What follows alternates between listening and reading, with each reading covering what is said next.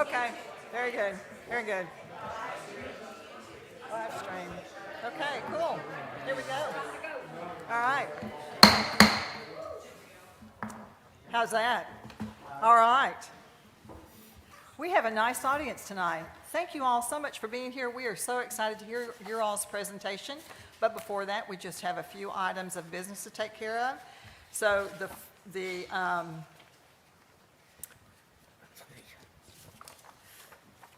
Judy, Yes, ma'am. that's wrong. Yeah. So Here. the April 24th meeting of the Russellville Historic District Commission is right. called to order. Give me one of them. I am going to ask our secretary to call the roll, please. Are you out of breath? Okay. Betsy McGuire, Here.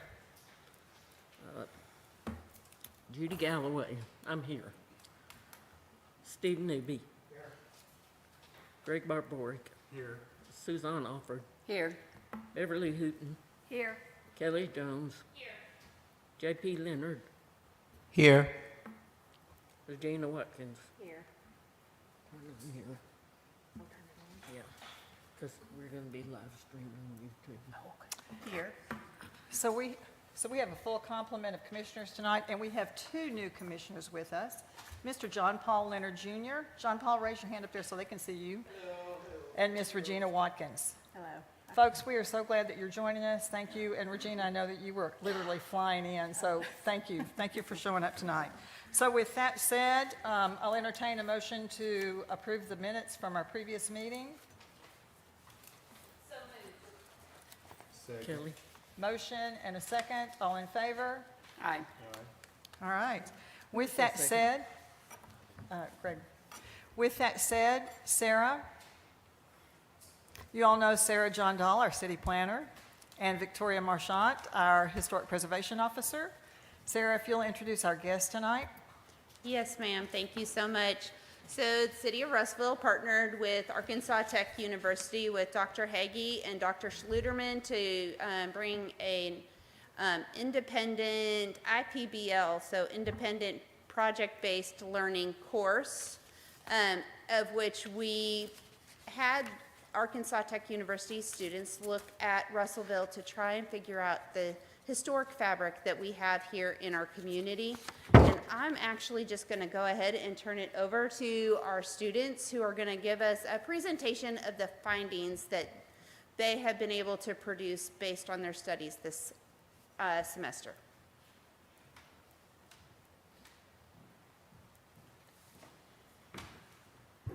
Good evening.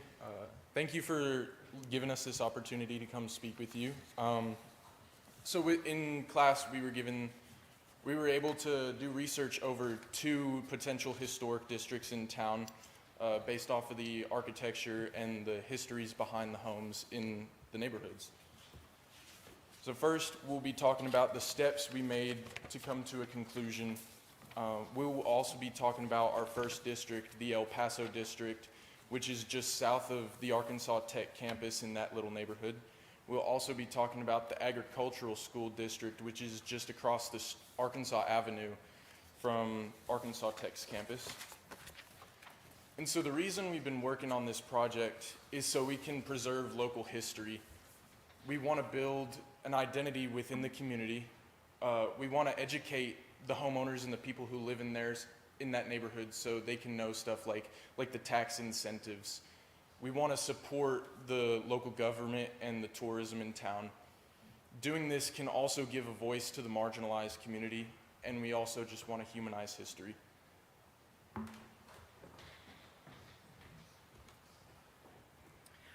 So a little bit later into the semester, we decided to go ahead and divide up the class in half. Half so we could fill out the surveys for the agricultural district, and half so we could go ahead and finish up the El Paso district and gain the historic information about it. So to further split up the groups, the historic group decided to go ahead and split everybody up into several methods of digging into the homes history and like the personal stories tied to the homes.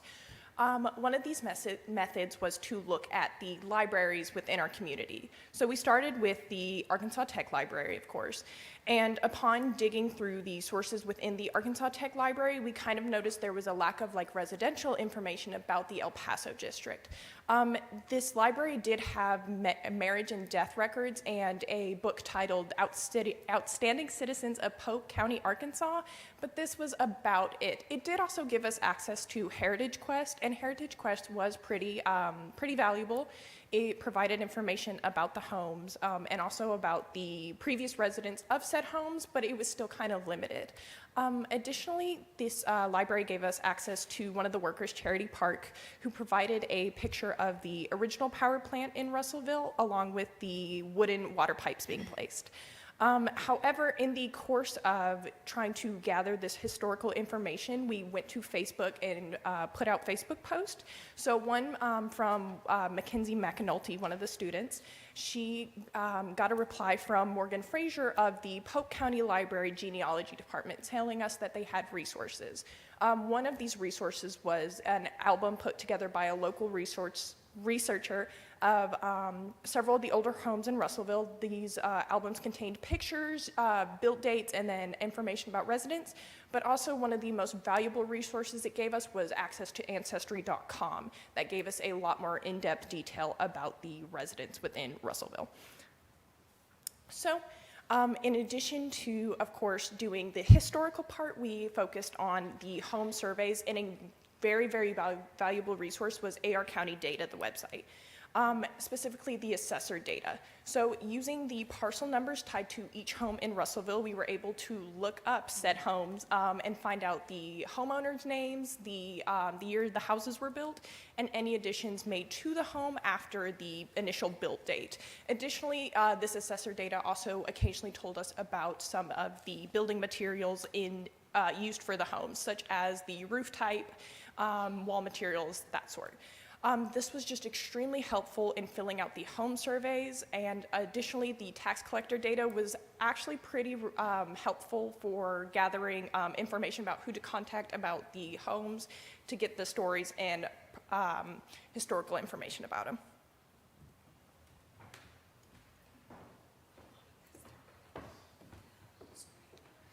Okay, next, one of our other methods that we used, as Grayson previously mentioned, was social media, primarily Facebook.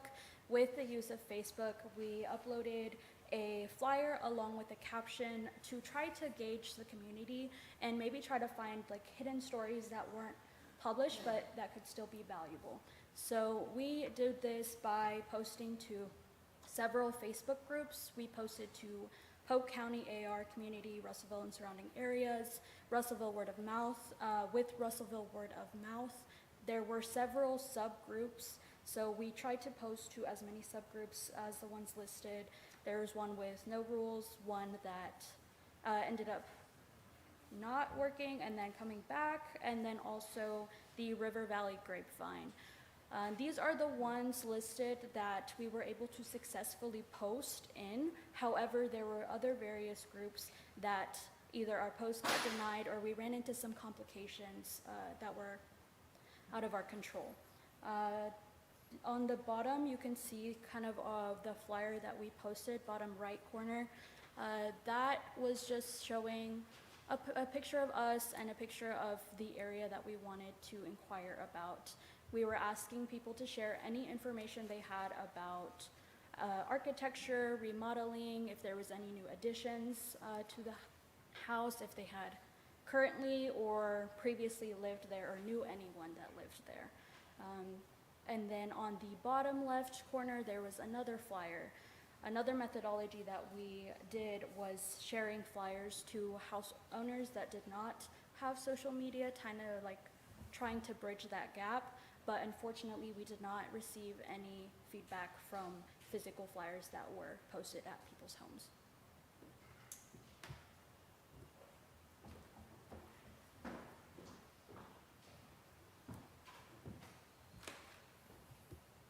For our methods, guest speakers, we had Sarah John Dahl, who's our city planner, and we had Greg Barbort, who's our architect. He helped us find what to look for in the houses, like if it's colonial style, or any other type of texture. And then we had Bessie McGuire.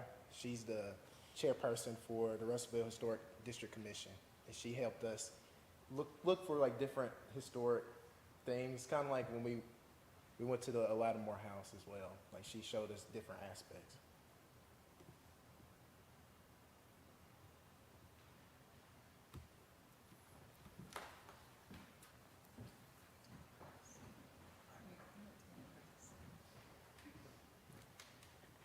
To begin, we obviously wanted to familiarize ourselves with what a historical district really was. Antoinette and Hannah led us on a field trip through Hillcrest and Little Rock. This was an important trip for us because it allowed us to get a first-hand look at the architectural features that we were looking for, but it also allowed us to see the importance of having a historical district for both the community and homeowners. We also learned to utilize this information using the home styles and the road structures to gather information on the historical narrative of an area.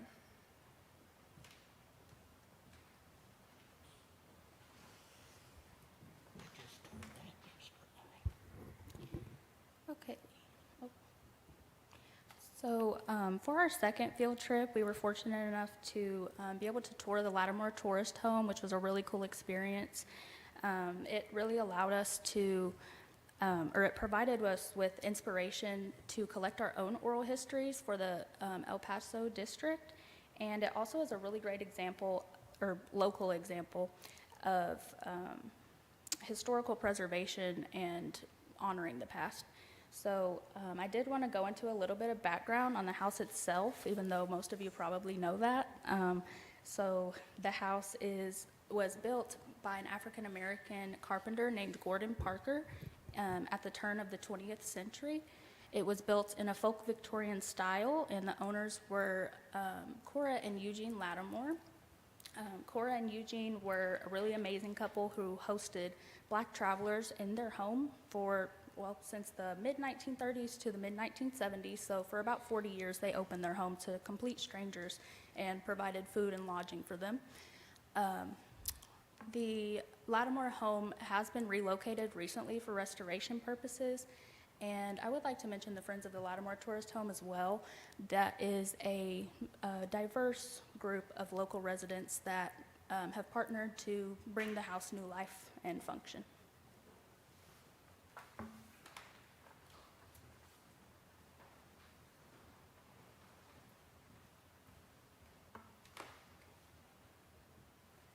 So with any project that you do, as you may know, there will be some complications. And some of the complications we ran into with this particular project is that a lot of the houses we visited had trees in the way, bushes in the way, so we couldn't really see everything without walking onto the property, which we may not have had permission to. So we had some trouble looking at some houses. And we also had some address identification errors between the assessor data and the pictures on like Google Street View, because sometimes the houses didn't match up or they were just gone. And you can't really do much when the house isn't there anymore. There was also some trouble with assessing historical integrity because obviously we're college students and we haven't had much experience with assessing the historic integrity of houses. So there were little road bumps and figuring out, okay, so are these actual wood windows? Are they fake? Has this been restored? Stuff like that. And then there was also some technology barriers with GIS tools, mapping tools, and public property lines were sometimes unclear. They may have changed over the years or be reassessed. And there are also some human factors that you get with any large project with a bunch of people in it. Like sometimes there were disagreements over what was valuable or not, over if this was historical or not. And then also just walking on foot in unfamiliar neighborhoods, maybe you didn't really know where to go or you were scared to be by yourself. And we had a really tight time frame as it was only a semester long, and we had to learn how to assess the historical integrity of houses and fill out survey forms and also go out into the neighborhood, talk to people, try to get information back, when, sometimes people aren't reliable with responding to Facebook posts or flyers. But there were some advantages, some good things about this project that we had. Technological advancements, for example, we were able to use social media, which means we could reach a whole bunch of people in such a short time frame that we had. We also had digital archives from the public libraries, and we had the AR County Data website, which allowed us to look at parcel numbers pretty quickly to fill out those survey forms. And also the use of GIS systems, which we made maps made by fellow students and professors at the school.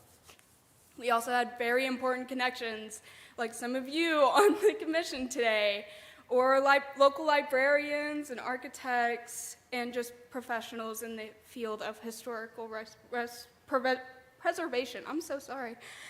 And we also were able to divide work among such large class, because for example, some of us were geography students and some of us were sociology students.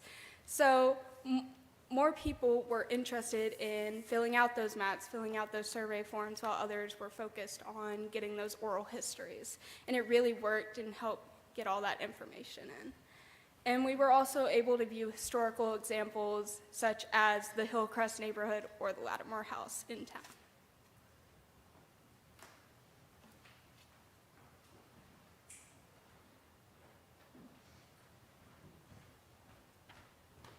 Hello.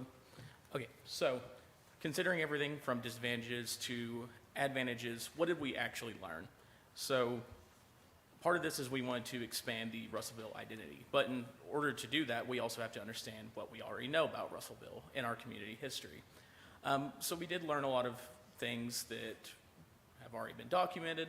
For one, Russellville was founded on June 7th, 1870, primarily growth due to the railroad as well as the coal mining industry.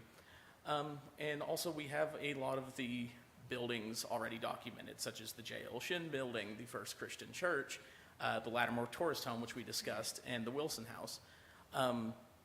Understanding all of these gives us a sense of identity, but we also wanted to expand this. So that's what we are planning to do.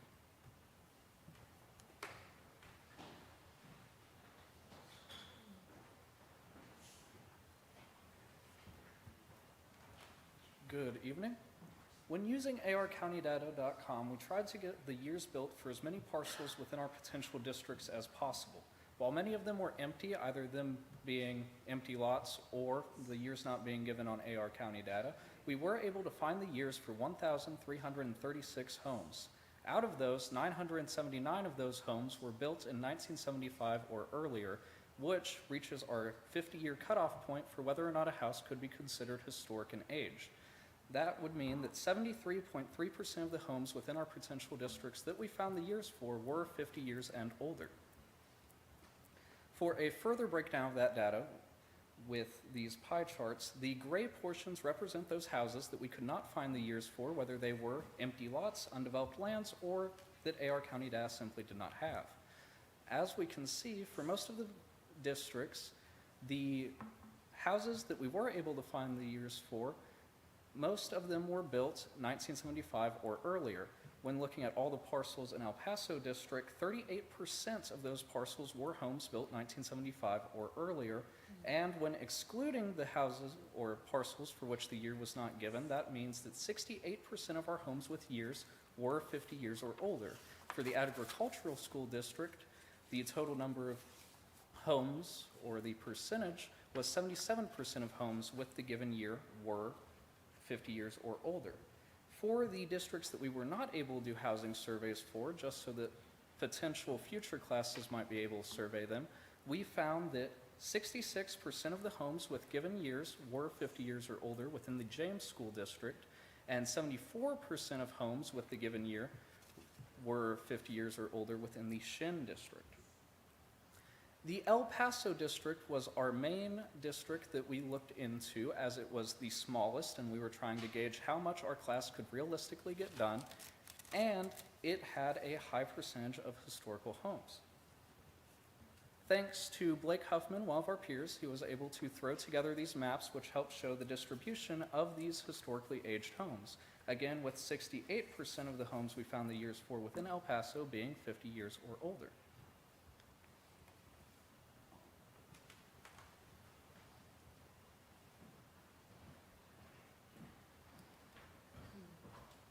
Hello again. Okay, so for the history of El Paso, we did find a few key things.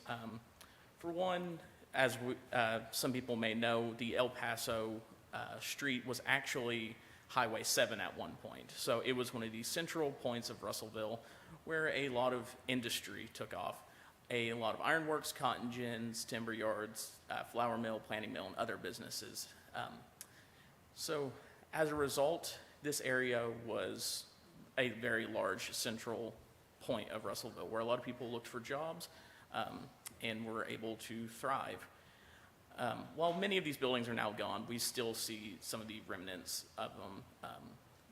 If you go down El Paso, you can see older buildings that are deteriorated or still standing. So right here we have a few older photos of El Paso District, from the Sugar Creek Creamery to, I believe, that is the steel mill or cotton gin. And then that top right is Mr. Bill Guess, who owned the ironworks on El Paso District. So, thank you.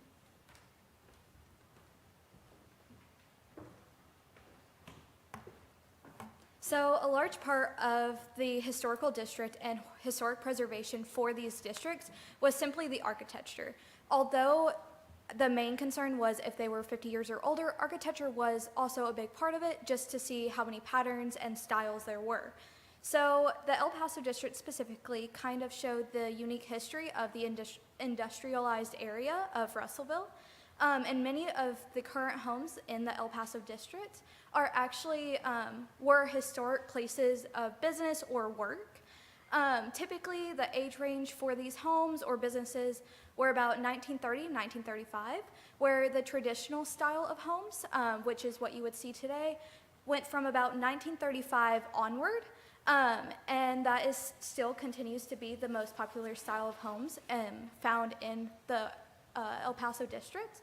This caused for fast and affordable housing as we shifted from that area being industrialized to more of a suburban area. Some unique properties that we found is that most of these homes or former businesses were down North El Paso or North Arkansas Avenue.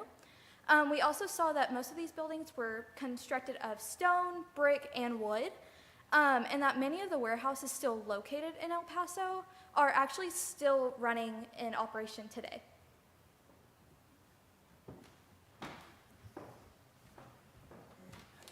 So the next 5 or so slides are the homes selected by every student in the class that kind of stuck out to them. It was either based on the year that AR County data gave for when they were built, or just kind of the unique architectural features of them. So the first 4 homes we see are the ones picked by the class that are located on North El Paso Avenue.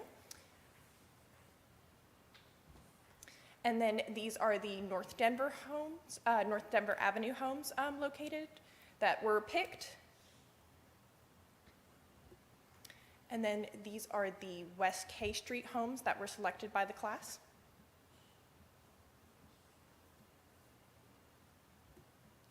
These are the North Boston Place and West J Street homes that were picked by the class.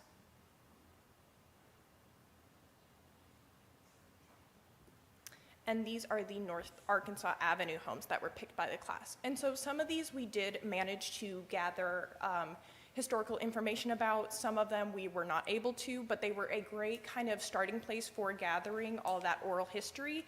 1015 North Arkansas Avenue is actually one we were able to gather a little bit of data on. If you would like to sit and read the story associated with it, it is on this handout specifically. It is that first page. It is the top one. It's just a tiny little excerpt, but it is collected from the now owner of the home, Megan Dixon, so we would like to thank her for the information she was able to provide.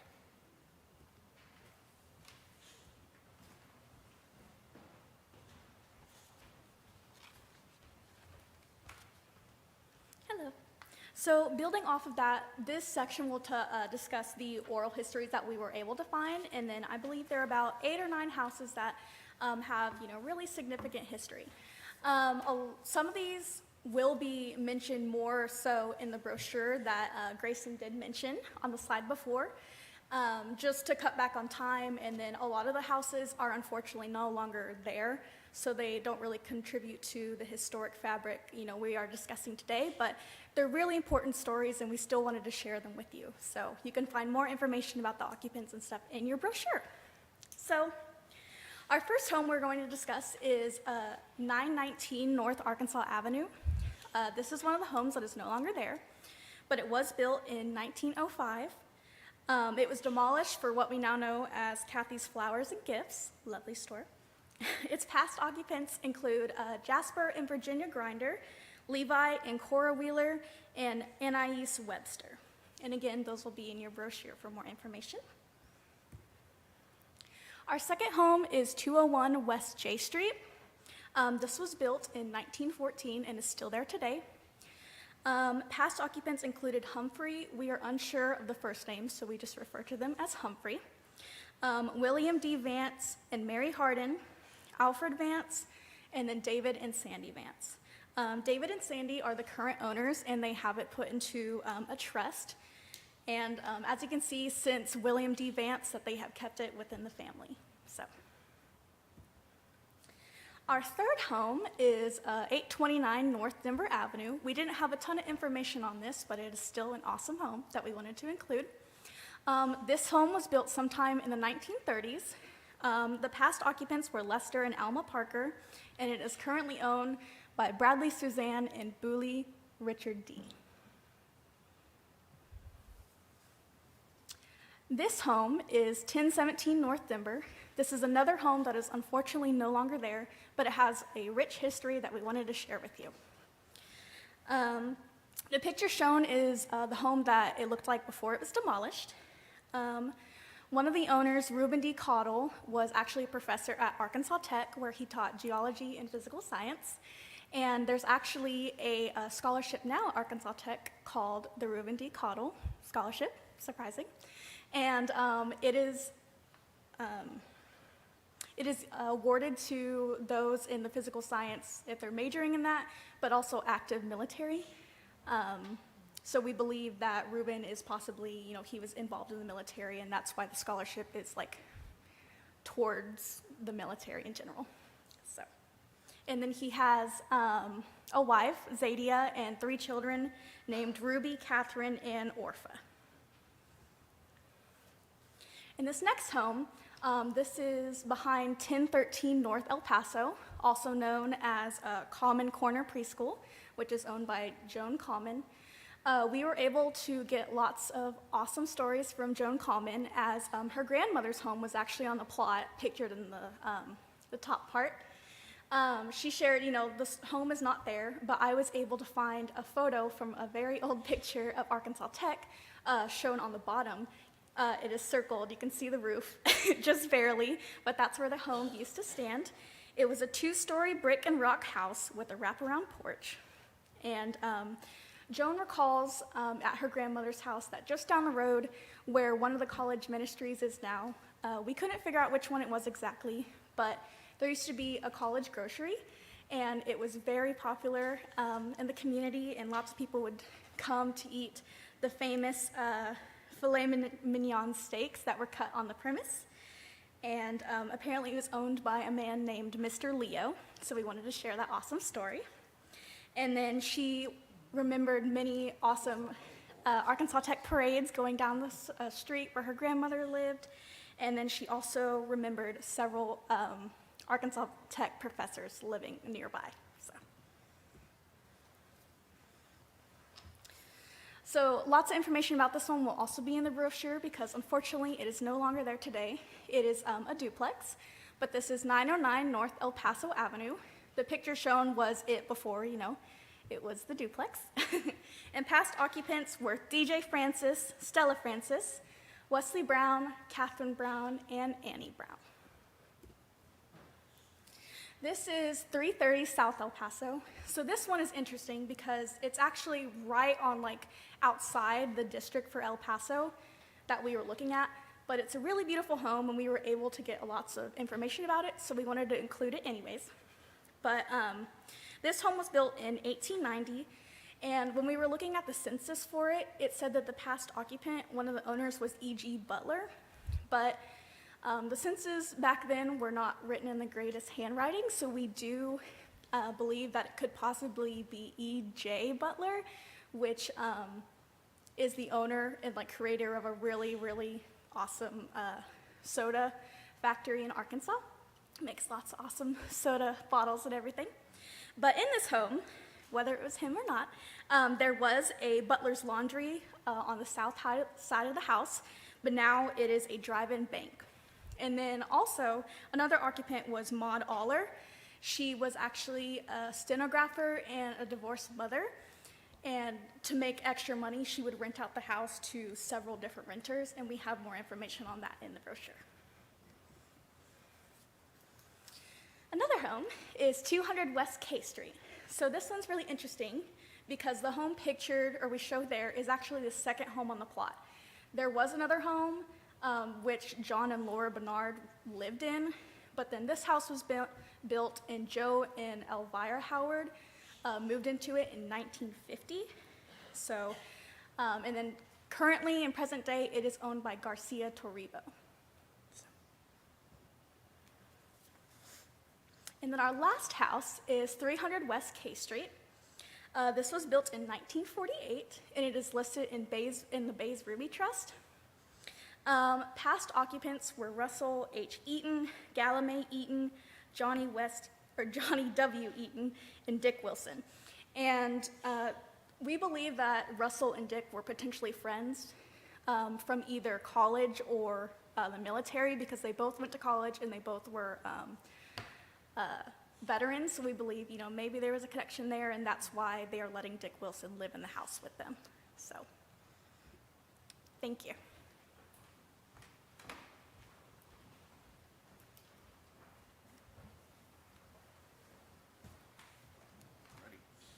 The agricultural district became the second area that we did house surveys for. While a portion of this class was still collecting oral history for El Paso, the other portion had the opportunity to continue house surveys for the agricultural district.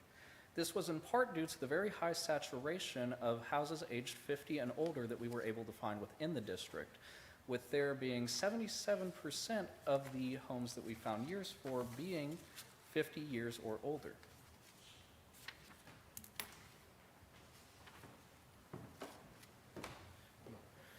Sadly, we weren't able to give it enough time as it deserved due to time constraints, but for the quarter that we were able to complete, which we'd love to check back in through, we were able to find some really good data and information that could give us an idea of the rest of the district.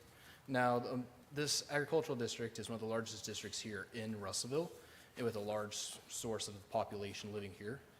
Many of the homes are owned and still renovated, and the ages of these homes were typically dating on an average from 1945 to 1965, with many still being within their original construction, with only a few having seen any kind of renovation. Many of these homes were in the plain traditional style that we see in some of the other districts. These are smaller rectangular homes for single families and designed in a way so that as the population grew, we could fit more people in there for these subdivisions. And we were able to find some unique homes in here. We were actually able to find some ranch-style homes. These homes were far more elaborate. They were longer, had larger windows, were constructed of brick rather than wood. And these bricks were of more tan, dark color, and they were constructed around 1950 to 1968. Sadly, we couldn't see as many more homes as there were, but from what we saw, there are a lot of unique homes moving into that area that seem to be moving to a more middle, upper class potential, and we're going to showcase some of them in these next few slides.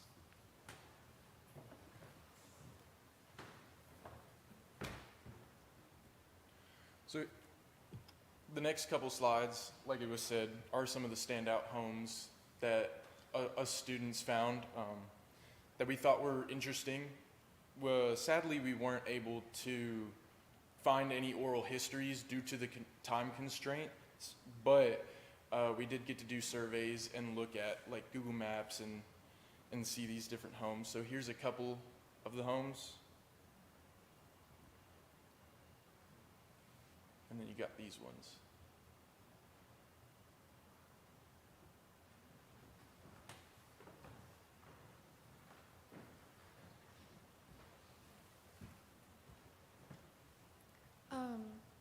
We wanted to throw out like a few suggestions for you guys. I know originally the plan was that we were going to survey all of the districts, gather information on all of them. But as we kind of previously mentioned, that wasn't attainable time-wise. There's a lot of learning curve in this process. But we did find some really interesting stuff. And even though we don't have a proposal out of the 4, I do think that we all kind of agreed that we need to keep looking for it. El Paso District does have a lot of rich history, but as we've mentioned, a lot of the houses are gone. And a lot of the houses that are still standing, they're owned by Arkansas Tech now, or they're rental homes. And something very important about establishing a historical district is building the community and, you know, fostering that. And I think we all kind of agreed that that could be better established somewhere else, since it is a lot of like rental homes and administrative buildings for campus. Suggestions from here, maybe doing more local engagement to increase some of the insights that we got. We did get some great information, but again, reaching out to people was kind of a struggle for us this semester. So, you know, maybe doing like events where people can come out and share, that would probably be very helpful. And I do think that we were able to get a lot done though, even still doing a, you know, class project. This is what we've been dedicating the last semester, every class time, you know, after class, whatever. And so I think partnering with tech students again would be really cool. It's been a great learning experience for all of us, and hopefully it's been a help to you guys as well. From here, completing the agricultural school district, collecting oral histories. We didn't have time to do that, but I know that there's got to be something valuable, you know, just waiting to be uncovered. And survey the other 2 districts, the Shin District, James School Park, seeing what we can find there. But yeah, we really appreciate you guys for letting us do this, and we've really enjoyed our time helping out and learning about our community, even if it is a temporary home for a lot of us as we're in school. You know, it's been really valuable to all of us, so we appreciate you guys very much for listening.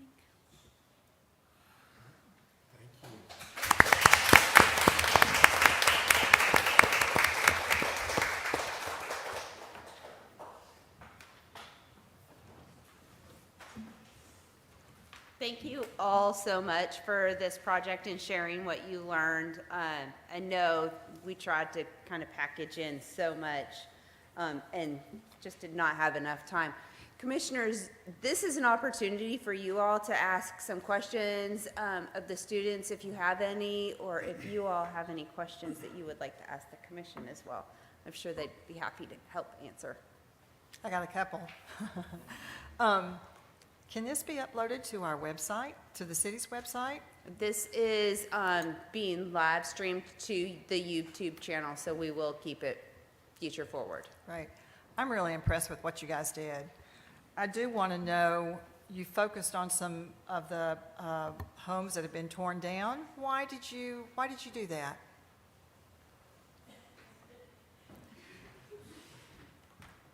So a large part of that was the Polk County Library. That is what some of the homes they had in the album.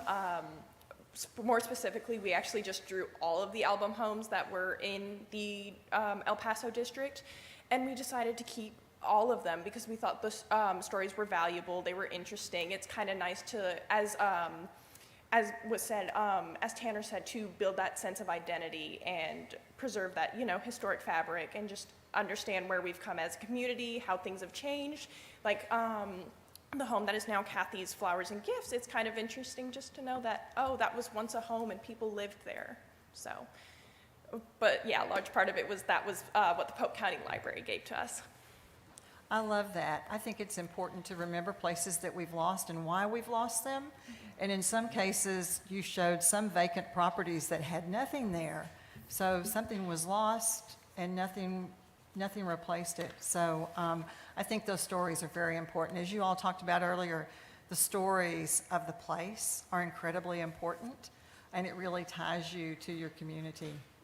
I also wondered if anybody thought the residents that had a number of Eatons that had lived there, if anyone checked to see if they were related to former Mayor Bill Eaton, who still lives here in Russellville. We did not actually. I don't think that was proposed by anybody off the top of my head. You'd have to be local to know that. I was about to say, and I'm not very local. But that is a great idea, and that is something that we would love to see people dig into the future is connections like that, or just even the E.J. Butler potentially. We were like, oh, we didn't know this thread could potentially exist. So definitely, I would love to see a class dig into that into the future. We were just a little constrained by time, and of course, not all of us are local. I have a question. Thank you, first. I really appreciate that so many of the homes were small homes, and I wonder if there was any connection to the GI Bill and that opportunity that a lot of people coming home from men, mainly white men, were able to build their homes with loans related to their military service. So that would be an interesting story to know, especially in some of the smaller ones. That would be my guess, that they might have been those homes. No, I definitely agree. I don't think we thought about like the GI Bill directly, but like a significant thing that we saw with a lot of the white men specifically was a lot of them were veterans, like a huge amount, and a lot of the houses, unfortunately, we weren't able to include. Like there was a big section of veterans, so I think that's definitely, another thing that we could dig into, and it's just an awesome thing. But I just wanted to be like, that's a great, connection, and we definitely saw it. It was just, so. GI Bill got them educated, and President Truman, the FHA loans, as I see a head shaking, well done, Dr. Hagee and Dr. Schmeichel, that they, for the first time you could amortize a house really for the average person. It was usually veterans, so that's a good thing too. While I've got the mic here, I did see a couple of giraffe houses. Did anybody discuss giraffe houses? They look like a giraffe print. You had two of them there. Those are very indicative of the Ozarks. You do see them in the Ouachitas as well, but a lot of them in the Ozarks, especially the farther north you go. And then College Grocery, they did have a nice ribeye cut, but the best thing there, if you were a college student, if you remember, I'm old enough to have gone there, was the bologna sandwich. Could not be beat. I actually have a question. Leo was the bowling coach at Arkansas Tech when Tech had a bowling team. The last team was in 1979-1980. I know that because I was on it, and he was my coach. So, but yeah, Leo ran the store forever. And then one of our council members, Mr. Keller, his family bought the store and had it there for years as well before it was eventually, sadly, torn down. It's an icon, so. That's awesome. So it's not a college ministry? Like it's just a vacant plot? That's Do you what know? replaced it. It was a small brick building, and it was a gathering point. It also had a very cool, y'all know what payphones are? It was the coolest payphone because it was a drive-up payphone. You could drive up to it, reach out, grab it, make a phone call. It was very cool in the corner there. But In the corner. Yeah, it's set where the Wesley ministry is there on the corner. Okay, Yeah, awesome. We opposite couldn't the- find opposite the football field. anything on Google or online. I even checked like the Wesley, information there, and they didn't have it included. So I was like, we suspected possibly Wesley or Renew, but we weren't like 100% sure. There was nothing online that really like solidified it. So it's really awesome to hear from you guys. Like it was real. So thank you. I think it was an outstanding presentation, and thank you very much. The attention to detail was awesome. Can somebody tell me a little bit more about the agricultural school? What that means? Is it district or architectural style? So the agriculture school is essentially the district. We were given 4 different names, and we were told that they were not set in stone district names, especially for when we put them in the historic district and historic registry. So once we were looking into it, we didn't get to survey a large portion of the agricultural district, especially because that district alone has hundreds of homes that reach out to a timeline that we were not able to conquer.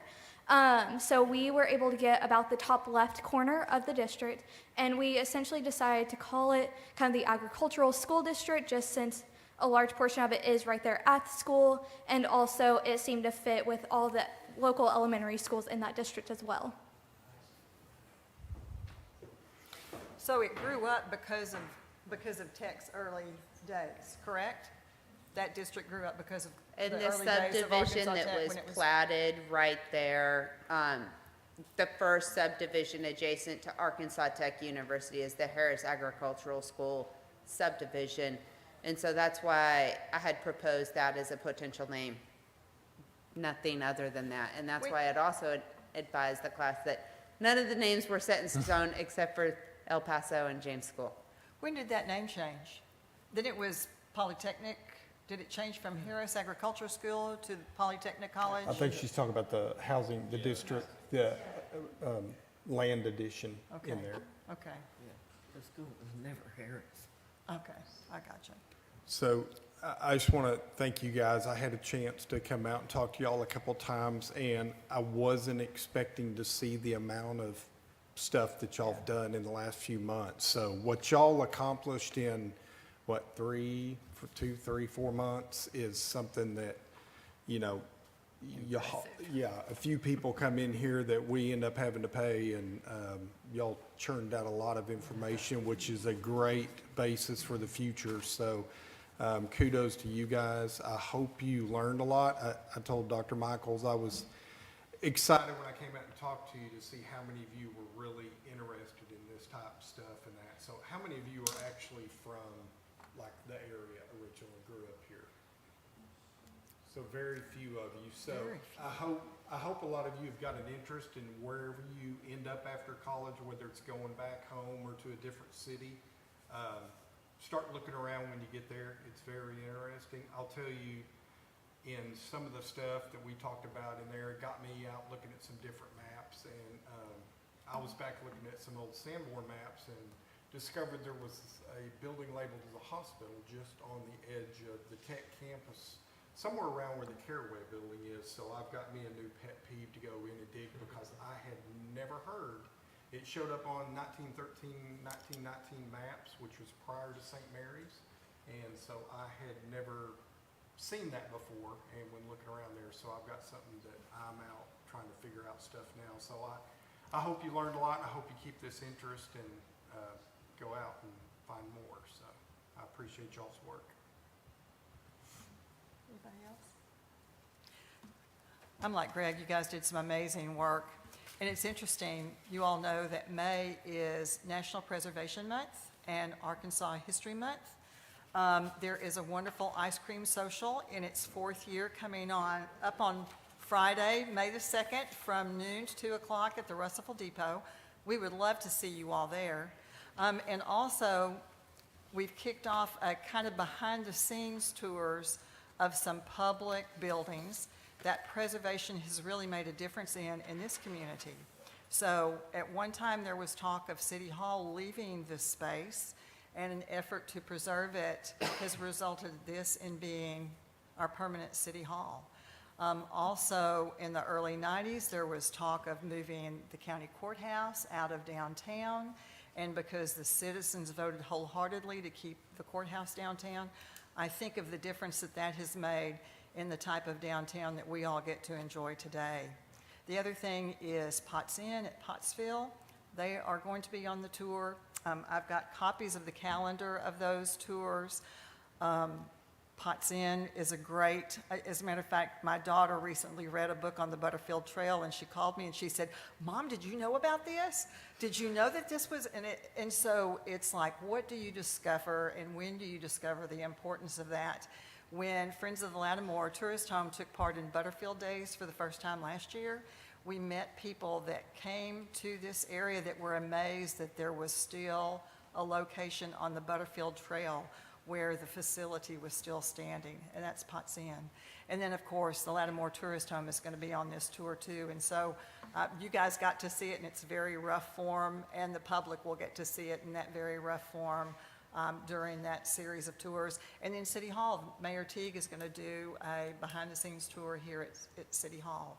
I'm actually going to give them a private tour tonight of this Ah, building very after the good. meeting, so. The other thing I want to tell you, it's amazing how you continue to learn things. I was so surprised when I heard the county judge talk about there being a tunnel under the courthouse that led under Main Street. I had never, ever heard that before. And so all those little tidbits of information, it's like, why a tunnel? What was it there for? Was that from the Civil War? What could it be? So I tell you all that, all those little questions that come up, like what you all found as you did this survey work, and I am amazed at what you accomplished in such a short period of time, and cannot thank you enough for your interest in doing that. I cannot thank you all enough, and you, Sarah, for making that connection and making this happen. And I think things like this, going back to that old 70s quote, bloom where you're planted, find out what your community is all about. When you learn that history and why a community is there and why it has grown the way it has, all those stories just give deeper meaning to the places that you live. Guys, we just thank you very, very much. And y'all get A's.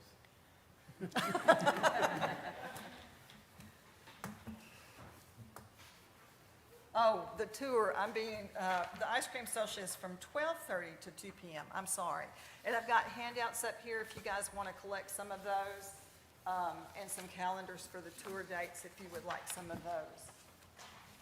I'm sure that Sarah and Victoria will have that information available online as well. Okay, so do we just move like, do you all want to stay for the rest of our meeting? Greg, do you want to, can he excuse? Let's fly through this. Okay. All right, quickly on the agenda there, a reminder about signing up for and completing our outreach responsibilities to the Downtown Businesses Commissioners. You've got your list that has been provided to us. They have brought copies of the flyers that need to be posted in the businesses, along with the information about the HDC. And new commissioners, we hold you responsible as well. As a matter of fact, if you guys want to team up with some of us, we'd be glad to show you the ropes, so to speak. JP's already signed up. Betsy, already- I would like to have us officially include this 33 Reasons to Preserve in our brochure, because it's one of the most important it's not a document, it's by an author, Mullen, who's a certified planner, architectural planner, and it just covers every aspect of preservation: cultural, environmental, anthropological, and economic. If we could get everyone to understand how important preservation is, this would be a big help. So if we can add that, we have quite a few copies, and we'll see that all of you who are taking brochures around to the businesses have this. And if you want a copy tonight, I don't have enough for everybody, but I'll see that your class gets those. So. Before we move off the ice cream social, ladies, I do not have a contact for the ice cream. And where we had received that from the Russellville School District before, they're not going to be able to do that this year. Typically, we've gotten 2 5-gallon containers, one of chocolate, one of vanilla. So anybody have any ideas on that? We'll talk about it after the fact.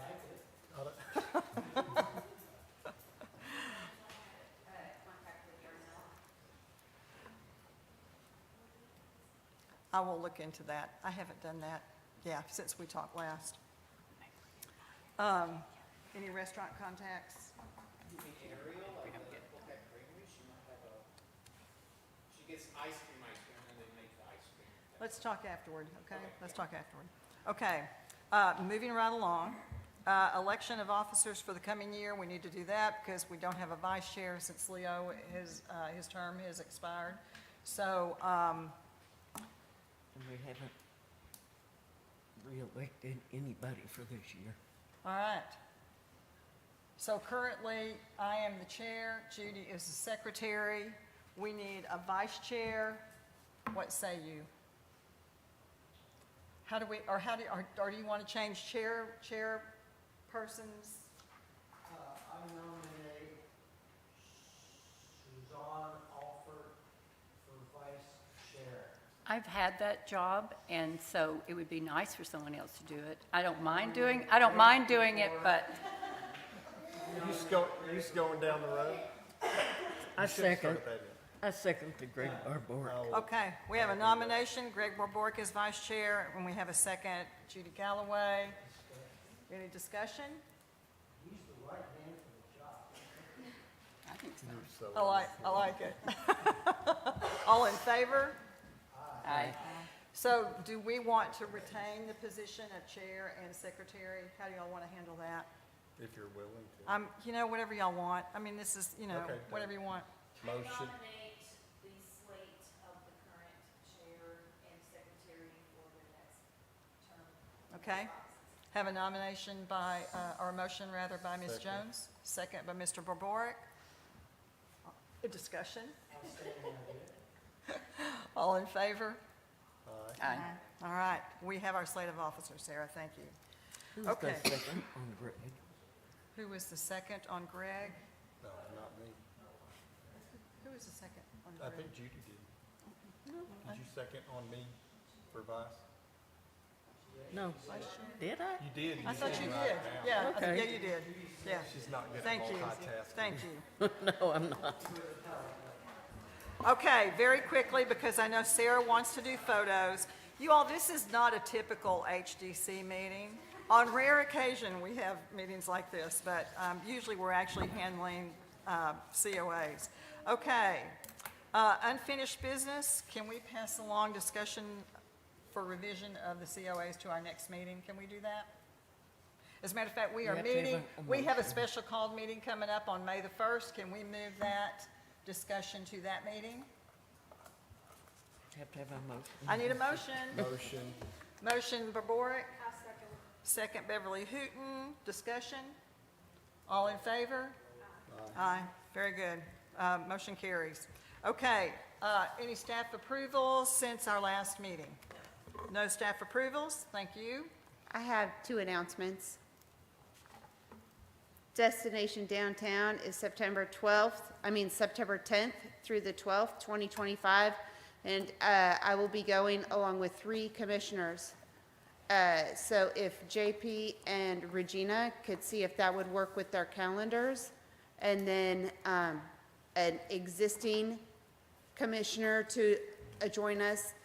Ideally, I would like to request that Betsy, you attend that so that you can help Regina and JP make connections with others because this is a Main Street conference that we've received funding for. The National Trust has partnered with Main Street to do trainings at this, and so it'll be a good opportunity. So just making that announcement. And then May 22nd, which is our next HDC meeting, our official next HDC meeting. We do have the special called May 1st. At 5 p.m., Ian Montgomery will be here doing a historic district training for all of you, and then the official HDC meeting, if we have applications, would start immediately following that training, approximately 5:45, 6 p.m. So if you would all keep that on your calendar so that you can have a refresher training, and Ian from Arkansas Historic Preservation Program will be here to give that. And new commissioners will have some handbooks prepared for you, probably not by May 1st, but at least by our regular meeting in May. Okay, with all that said, need a motion to adjourn? Motion to adjourn. Motion, need a second? Second. Beverly Hooton, second. Discussion? All in favor? Aye. All right, time for photos. Sarah, take it over.